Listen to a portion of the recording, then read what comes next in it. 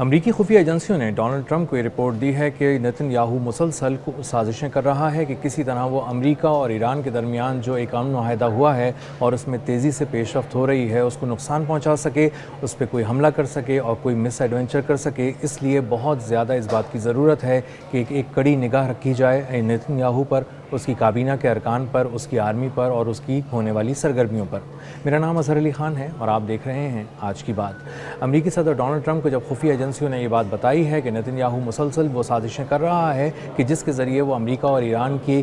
جو مذاکرات ہیں ان کو نقصان پہنچانے کی کوشش کر رہا ہے، امن معاہدے کو سبوتاژ کرنے کی کوشش کر رہا ہے، تو اس کے بعد بہت سے امریکی حکام جو ہیں وہ الرٹ ہو گئے ہیں اور ان کو اندازہ ہو گیا ہے کہ اگر اس معاہدے کو کسی سے بچانا ہے دنیا بھر میں تو وہ کوئی اور نہیں ہے، وہ نیتن یاہو ہے، وہ اسرائیل ہے اور اس کی کابینہ کے ارکان ہیں جو اس کو مشورہ دے رہے ہیں کہ کسی بھی حد تک چلے جاؤ، کسی بھی حد تک گر جاؤ، لیکن کسی بھی طرح امریکہ اور ایران کا معاہدہ نہ ہونے دینا، ورنہ اس میں نیتن یاہو کی موت ہے، اس میں اسرائیل کی کابینہ کی موت ہے، ان تمام کرپٹ لوگوں کی موت ہے جو اس وقت کیسز کا سامنا کر رہے ہیں اور ان کے خلاف عدالتوں سے بہت سخت فیصلے جلد آنے والے ہیں۔ اب دیکھنا یہ ہے کہ کس طرح سے نیتن یاہو اس معاہدے پہ حملہ کر سکتا ہے اور اس کو ناکام بنانے کی سازش کر سکتا ہے۔ اور اس حوالے سے اگر ہم لیری جانسن کے بیان کو دیکھیں جو انہوں نے ایک پوڈ کاسٹ میں کہا، جو ایکس CIA اینالسٹ ہیں لیری جانسن اور بہت ہی ماہر ہیں ان امور میں جو انٹیلیجنس سے ریلیٹڈ ہیں اور امریکہ کی CIA کے ساتھ انہوں نے بہت ہی کلوزلی کام کیا ہے، اس میں رہ کر کام کیا ہے، بہت ساری ان کی بنائی ہوئی اسٹریٹجیز پہ CIA نے دنیا بھر میں کام کیا ہے۔ لیری جانسن نے ایک پوڈ کاسٹ میں بتایا کہ سوئٹزرلینڈ میں جو ایران کے اور امریکہ کے مذاکرات کا پہلا دور ہونا تھا گزشتہ روز، اس کو انہوں نے نشانہ بنانے کی ایک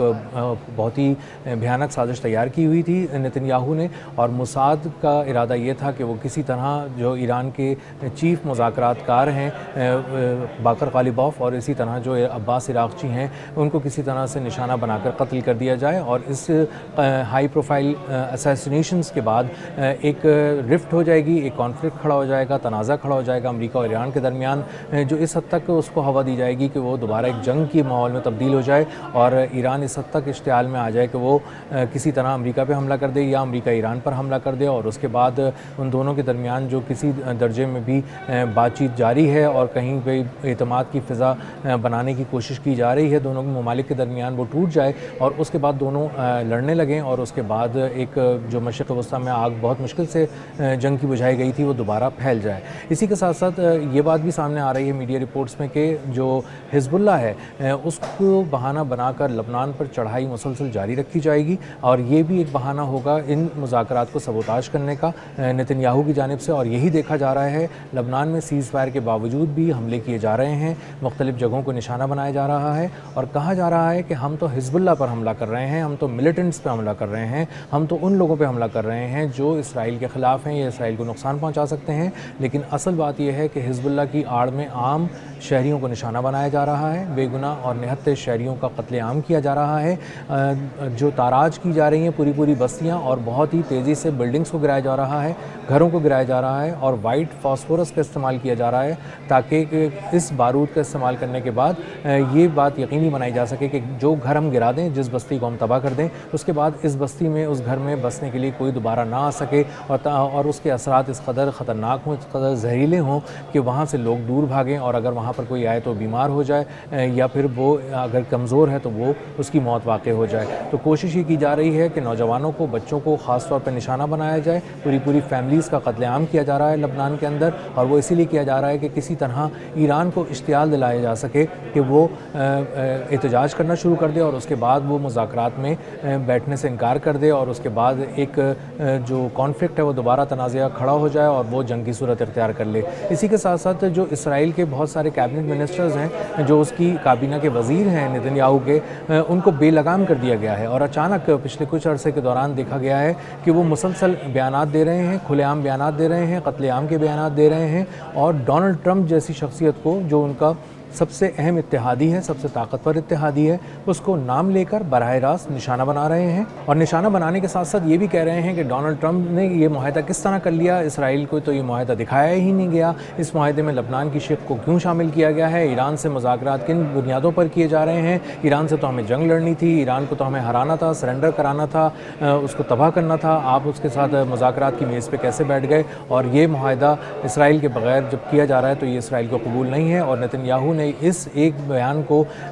بنیاد بنا کر اپنے تمام وزراء سے کہا ہے کہ وہ میڈیا کے اندر آ جائیں، میڈیا ٹرائل کرنا شروع کر دیں اور مختلف جگہوں پہ سوشل میڈیا پہ بھی اور پرنٹ میڈیا کے اندر، الیکٹرانک میڈیا کے اندر، ٹاک شوز میں ہر جگہ بیٹھ کر یہی بات کریں کہ اسرائیل کے حق میں یہ معاہدہ نہیں ہے. اسرائیل تو چاہتا تھا کہ ایران کو مکمل تباہ کر دے، لبنان کو مکمل تباہ کر دے، لیکن امریکہ نے اس سے ایک طرح سے غداری کی ہے. امریکہ نے اس کو دھوکہ دیا ہے اور اس کو وہ شقیں نہیں دکھائی گئیں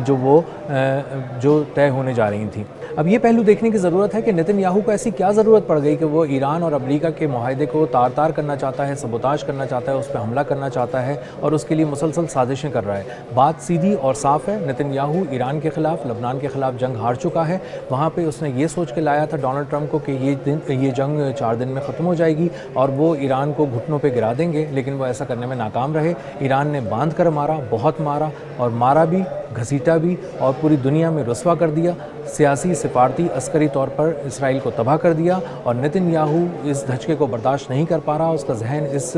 شکست فاش کو قبول نہیں کر پا رہا. تاریخی شکست ہے یہودیوں کی، اسرائیل کی، نتن یاہو کے ہاتھوں. اور نتن یاہو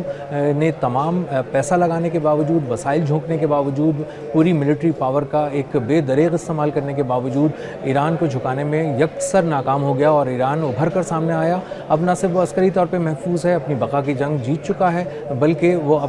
معاشی طور پہ بھی بہت زیادہ مضبوط ہو کر ابھر کر سامنے آیا ہے. اور دنیا بھر میں اب اس کے خلاف جو پابندیاں تھیں وہ بھی اٹھائی جا رہی ہیں اور وہ آہستہ آہستہ دنیا کے ساتھ ہم آہنگی پیدا کر رہا ہے اور بہت سے ممالک اس سے تیل خریدنے کے لیے اور اس سے تعلقات کرنے کے لیے اور اس سے دوستی کرنے کے لیے قطار بنائے کھڑے ہیں. اب چونکہ یہ جنگ نتن یاہو بری طرح ہار چکا ہے اور الیکشن اس کے سر پہ ہیں. دوسرا، عدالتوں میں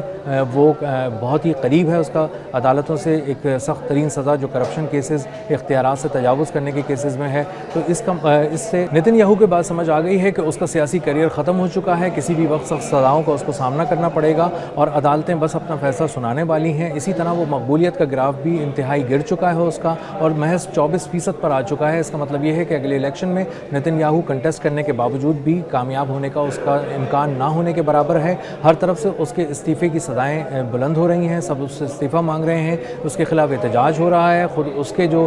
کرپٹ وزراء ہیں وہ بھی اب اس کا ساتھ آہستہ آہستہ چھوڑ رہے ہیں اور اندازہ یہ ہوتا ہے کہ آنے والی جو گورنمنٹ ہے وہ نتن یاہو کی نہیں بن پائے گی. اور اس کا مطلب یہ ہے کہ نتن یاہو جیل جا رہا ہے، وہ اپنے اختیارات کو چھوڑ رہا ہے. وہ جس طرح بھی کوشش کر کے دباؤ میں لا کر اب تک اپنے آپ کو بچا سکا تھا وہ بچا لیا اس نے. اب اس کے ہاتھ سے اختیار بھی چھن رہا ہے، اس کی طاقت بھی چھن رہی ہے اور اب وہ سیاسی طور پہ فیل ہو رہا ہے. اسی لیے نتن یاہو چاہتا ہے کہ وہ کسی بھی طرح امریکہ اور ایران کو آمنے سامنے لا کر کھڑا کر دے، ان کی دوبارہ جنگ کرا دے تاکہ وہ کسی طرح اپنے اقتدار کو دوام بخش سکے اور اپنے آپ کو کامیاب کہیں نہ کہیں ظاہر کر کے دکھا سکے. لیکن اب تک وہ یہ کرنے میں ناکام رہا ہے اور پوری دنیا کی نظریں نتن یاہو کی سازشوں پر ہیں اور نتن یاہو ناکام ہو کر رہے گا. اب تک کے لیے اتنا ہی. ملتے ہیں اگلے ولاگ میں کسی نئی خبر، نئے تجزیے اور نئے زاویے کے ساتھ. اللہ حافظ.